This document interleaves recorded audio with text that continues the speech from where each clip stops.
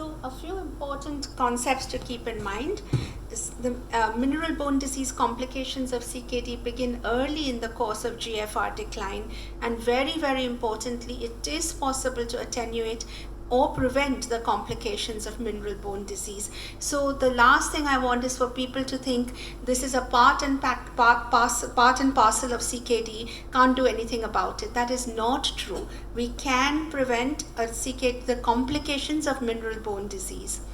In the course of my talk, I'll refer to all these different guidelines from KDIGO, the UK NICE, the European Society for Pediatric Nephrology, and our Nutrition Task Force.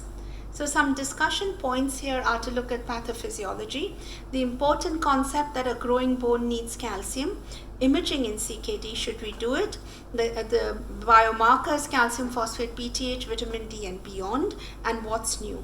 And you've already had 2 talks about nutrition, so I won't go into that at all here, but it's clearly an important factor.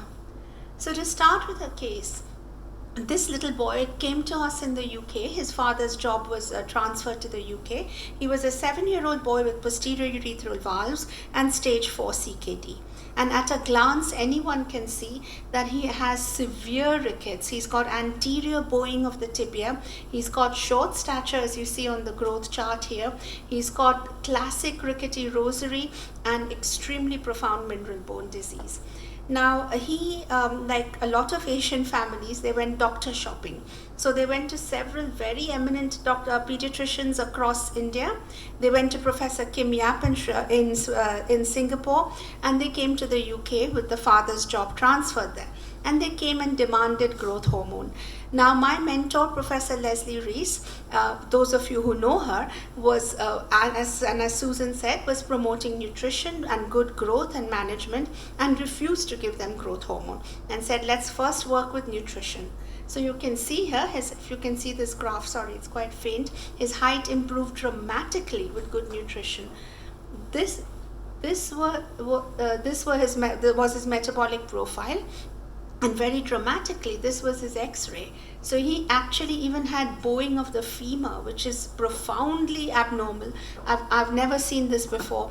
And initially we suspected inherited disorders. We screened for everything. He didn't have any of it. It was PU valves, posterior urethral valves, and CKD, nothing else.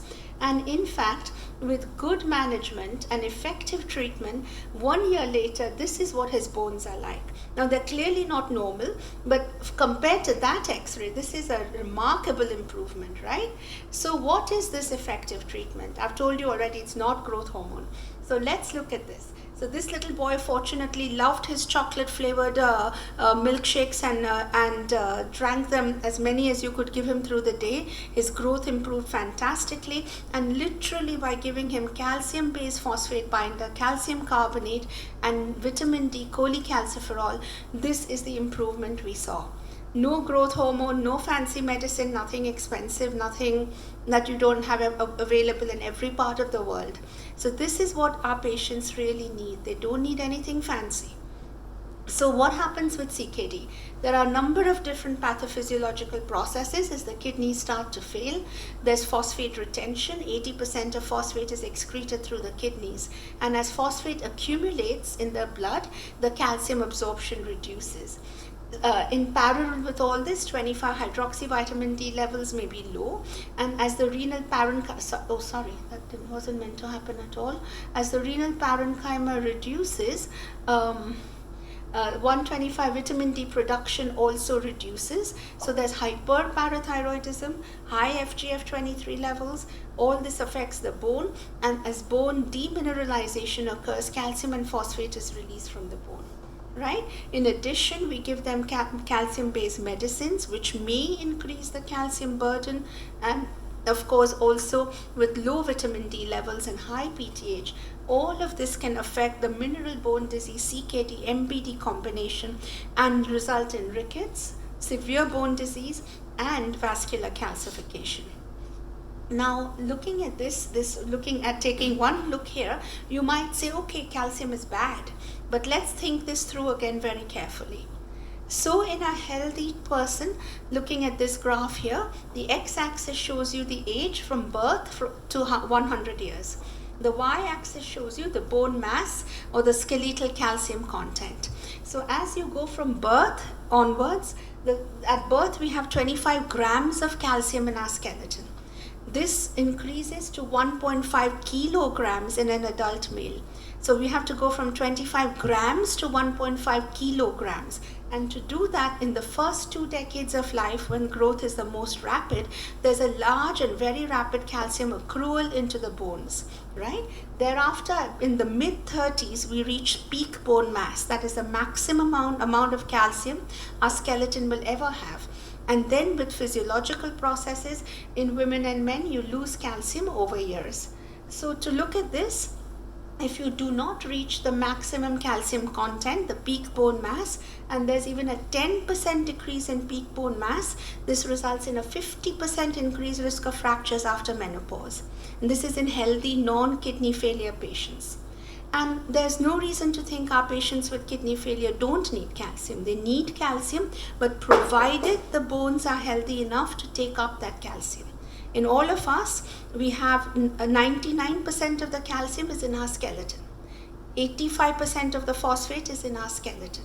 What do we measure in routine practice? We measure serum levels. The serum contains 0.1% of total body calcium, 0.1%. And yet you and I base all our clinical decisions on 0.1%. Yeah, we have to be very careful to remember it's the calcium in the skeleton that matters the most in the end. So when I teach this to the juniors, I tell them it's like having your bank account. You have your current account that you're taking money in and out of. That is the calcium in your blood. We all need that, right? But then your mummies and daddies have taught you that you have to have a savings account. And the savings account is the calcium in our bones. So you can't take calcium out of the bones into your current account, spend it all, and think, okay, things are fine, it's okay. It's the bones that are going to matter in the end. And therefore, here, looking at this, calcium balance is highest in infancy and adolescence. We're in a positive calcium balance, and over the years, it becomes neutral or negative. So growing children need calcium. And this statement can be supported by different studies. This study looks at bone biopsies, actually at quite an early stage of CKD. So looking at CKD stages 2, 3, and 4.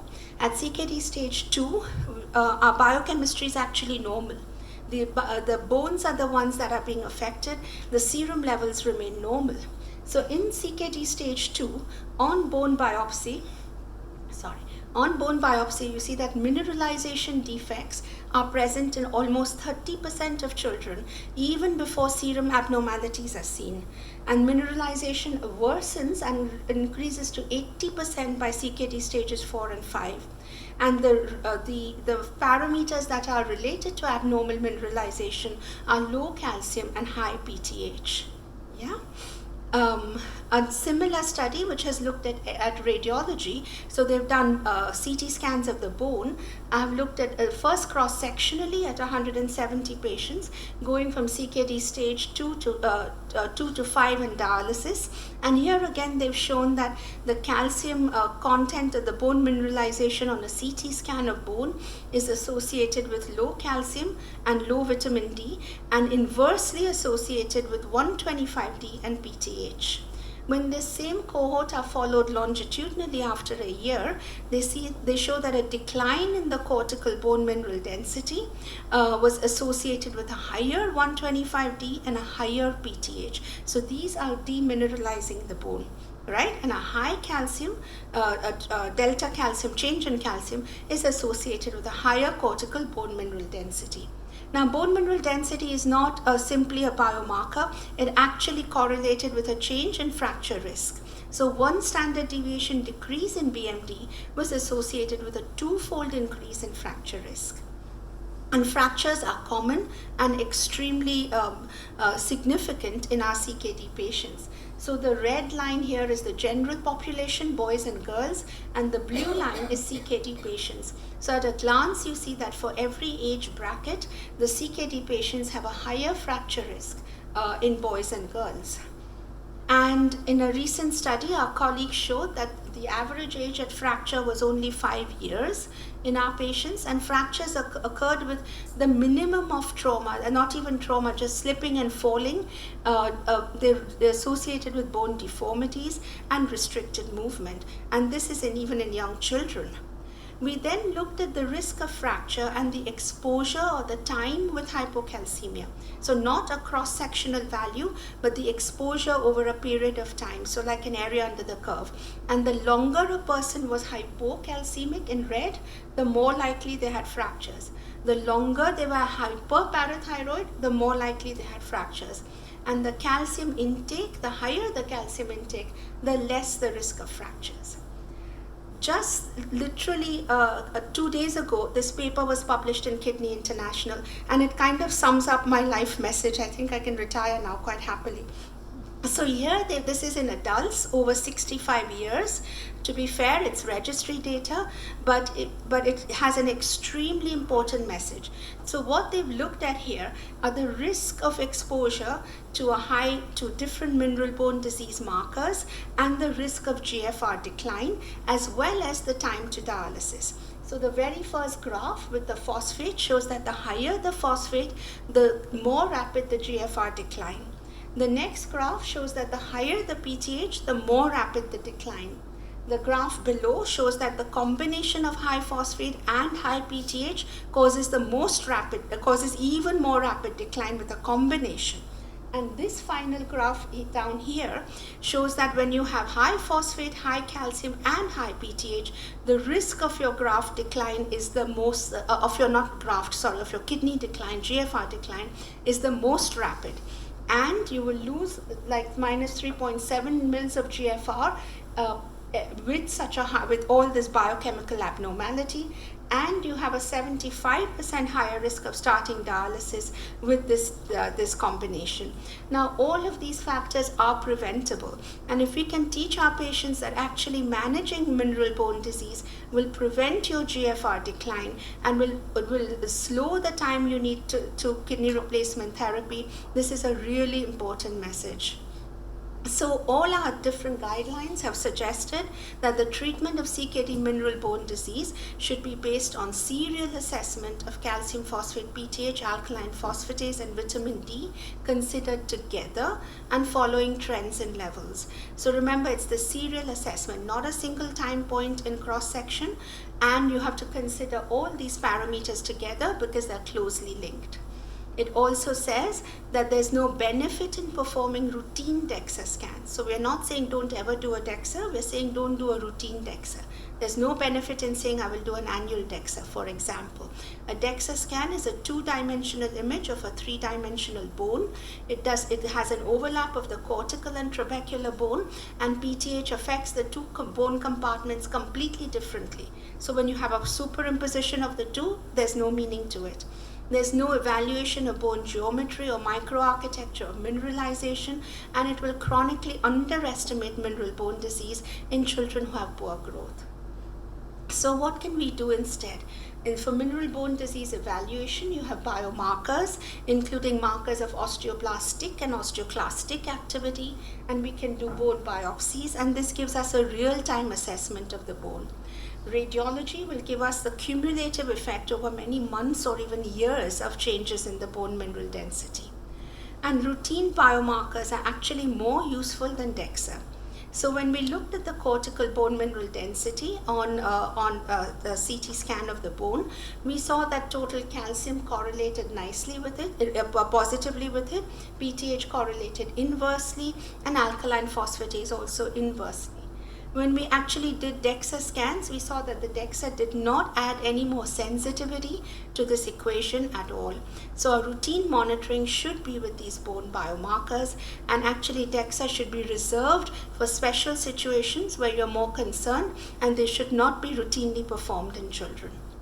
Another very important factor in this is acidosis. Acidosis will demineralize the bone. If you take a chicken bone in your home and put it in vinegar, in 2 hours the bone will demineralize. So from a nice solid bone, it will become completely pliable.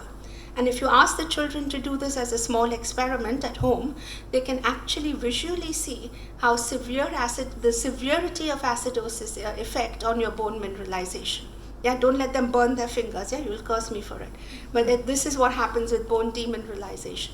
And this is what the studies have shown, that keeping bicarbonate levels at least above 18, ideally above 22, correlates with better growth and slower CKD progression. I showed you already the nutrition slide before. So calcium and phosphate are closely correlated in different foods. And remember that our children will need calcium when they're on a phosphate restricted diet. Calcium absorption is reduced in CKD and the bioavailability is reduced, and therefore it's really important that adequate calcium intake is maintained. I've shown you this slide already about hypophosphatemia and how it is so prevalent in adolescents, largely because of processed food. Now, this slide comes from the pediatric PD registry, and it shows the effects of high calcium and phosphate and different bone disease from osteodystrophy, limb dystrophy, osteopenia, etc. And when we superimpose PTH effects on these different mechanisms, we see that a very low calcium is associated with a high PTH. A very high calcium, a very low PTH is associated with high calcium, A very high PTH is associated with clinical and radiological effects. If the PTH is above 500, there's in fact even abnormal longitudinal growth. And so based on this, it is suggested that PTH should be kept between 100 to 300 picograms per mil, which is kind of the equivalent to 10 to 30 picomoles per liter. Also remember, PTH has an abnormal effect also on anemia. It will cause marrow fibrosis, and it can also cause myocardial fibrosis. So severe anemia and cardiac failure are also linked with very high PTH. So the guideline recommendations are to, in terms of, first start with nutritional management, and then you have to quite rapidly really move on to managing with phosphate binders. And the first choice of phosphate binder should be a calcium-based phosphate binder. And here we see that there are many different phosphate binders available, calcium-based and calcium-free. The effect of sevelamer, a calcium-free phosphate binder, is as effective as a calcium-based binder, of course, but it doesn't give you back calcium. It controls phosphate as effectively, and there are 2 randomized studies on this. In addition, just looking at some practical points here, we use calcium carbonate or calcium acetate. Calcium carbonate has to dissociate into calcium and carbonate before it can work. And to do this, it needs an acidic pH, a low pH. So now if you give your patient ranitidine or omeprazole, you neutralize your gastric pH. Calcium carbonate cannot dissociate, so it cannot work. So then you call your patient non-compliant. Yeah, don't do that. Be careful. Follow the physiology. So in these patients, you may need to use calcium acetate instead. All binders must be given with meals and high phosphate snacks. And again, remember, calcium carbonate needs an acidic pH. So you can't give it with ranitidine or omeprazole. Also, calcium carbonate should not be given with bicarbonate nor with foods that are high in oxalate or phytate, because again, this will just make a big clump in the gut, and none of these medications will work. So moving on to looking at vitamin D guidelines. With vitamin D, we suggest that we keep serum levels above 75 nanomoles per liter or 30 nanograms per mil. There's a degree of vitamin D resistance in CKD, so these levels are a bit higher than in healthy people. And this is how deficiency, insufficiency, etc. is defined. And because vitamin D has a long half-life, you shouldn't measure it more than every 3 months. And again, remember, it's 25-hydroxy vitamin D that we measure. It has a long half-life. 1,25-dihydroxy D has a very short half-life of a few minutes. So it is measured only in research studies, not in your routine practice. Yeah, and different levels of vitamin D here associated with different levels of PTH and bone disease are shown here. Again, through our ESPN task force, we developed guidelines on native and active vitamin D, and we looked at vitamin D, and we defined suggested supplementation based on age and on baseline vitamin D levels. We also looked at a randomized study done with Dr. Arpan Iyengar from India, where we looked at randomizing to daily, weekly, or monthly vitamin D in the same total daily dose. And we saw that actually equivalent doses of daily, weekly, or monthly all had the same effect on raising vitamin D levels. And so if you're worried about compliance in your patients, you could give them one large dose monthly in your clinic, and that would be effective. Active vitamin D is far more potent, 1,000 times more potent than native vitamin D, and therefore it has a negative feedback control and needs to be very carefully regulated. And we gave suggestions for starting initially with the lowest dose of vitamin D and then titrating it up as needed. So now we know that too little calcium is bad for the bones, too much calcium is bad for the vasculature and cardiovascular system with calcification, and so CKD MBD is a fine balancing act. I also told you very importantly that most of our calcium is in our bones, 99% resides in the bones, and therefore managing hypercalcemia is very, very important. So keep in mind, if your patient has a well-controlled intake of calcium, good dialysis, but they have hypercalcemia, this calcium may be coming from the bone. And your hint here is you'll have high PTH and high alkaline phosphatase. And if you have bone demineralization, that will cause hypercalcemia, hyperparathyroidism, and here you need cinacalcet or a calcium mimetic to try and control this. Calcium mimetics are very, very powerful agents. They block PTH production, but you have to be sure that your patient is not hypocalcemic. So you have to use a small dose of vitamin D to keep their serum calcium levels in the normal or high normal range. Otherwise, this can be a catastrophic, life-threatening condition. I'll just skip this slide, and just a reminder, we've talked about CKD MBD from a very practical approach. Don't forget metabolic acidosis, nutrition, the importance of physical activity, the growth hormone axis Susan has told us about, steroid therapy. Some patients can be hypophosphatemic from genetic disorders or a diet or intensive dialysis, and hypocalcemia, especially in infants, is really important.